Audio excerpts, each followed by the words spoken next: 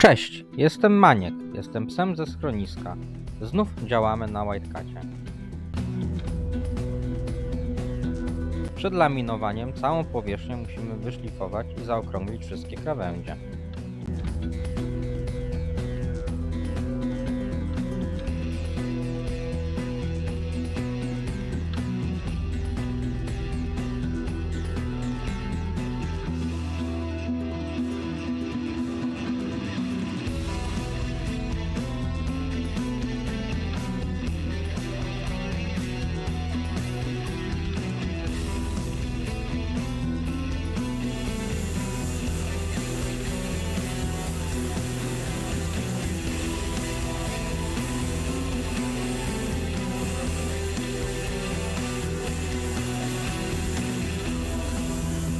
Następnie przechodzimy do laminowania.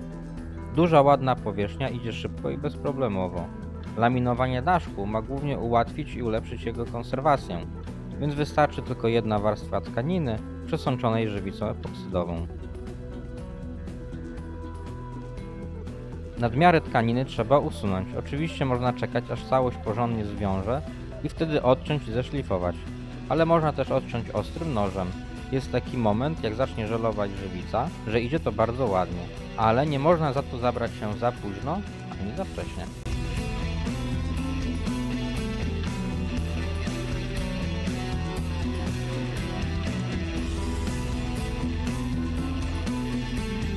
Niestety krawędzie zostały za mało zaokrąglone, przez co tkanina podnosiła się na nich. Dlatego po utwardzeniu laminatu trzeba jeszcze raz te miejsca przeszlifować, dużo bardziej zaokrąglić krawędzie.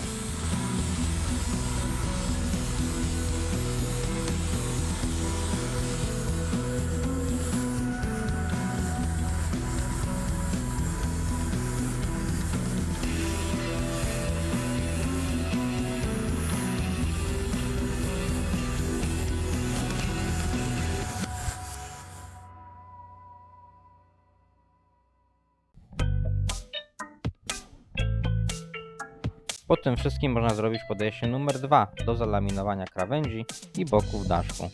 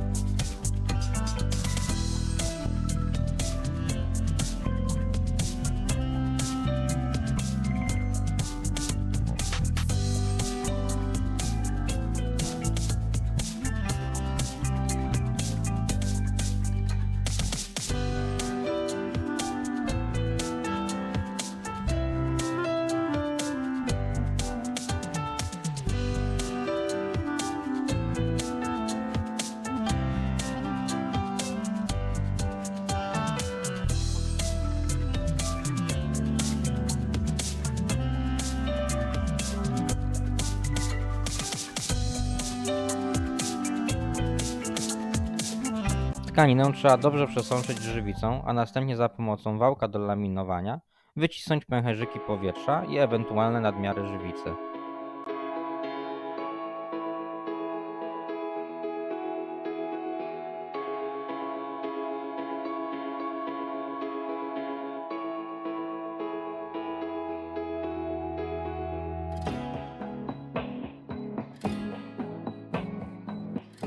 Na koniec znów odcinamy nadmiary tkaniny. Kolejna wizyta na jachcie i niestety naszym oczom ukazuje się straszny widok. Silne jesienne wiatry zerwały część plandeki z namiotu. Całe szczęście, poza namiotem nic nie ucierpiało specjalnie.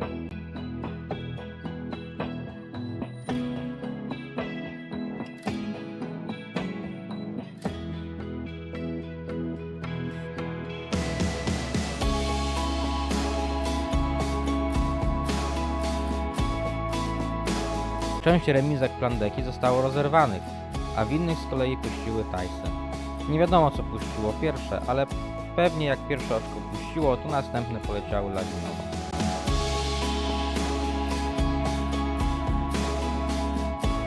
A tak wygląda połączenie tradycji i nowoczesności. Nowoczesne materiały, plandeka z grubego i mocnego PVC, remiski to też jakiś plastik, ale naprawa już bardziej tradycyjne obszycie. Tak naprawione remiski służą bardzo dobrze do dziś. Plandeka w międzyczasie była w profesjonalnej naprawie i stawiono nowe remiski. Mówiąc szczerze, te oryginalne, naprawiane trzymają się lepiej. A tak wygląda zalaminowany i przeszlifowany daszek.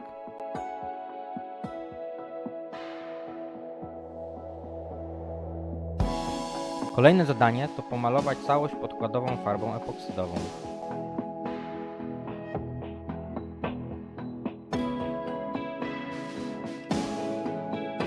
Powierzchnia nie jest idealna, ale jest to pierwsza gruba warstwa.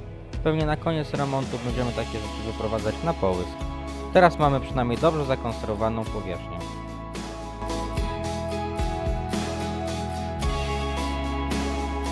I to by było na tyle w tym odcinku. Jeśli się Wam podobało, dajcie łapkę w górę i subskrybujcie. Dziękujemy za oglądanie.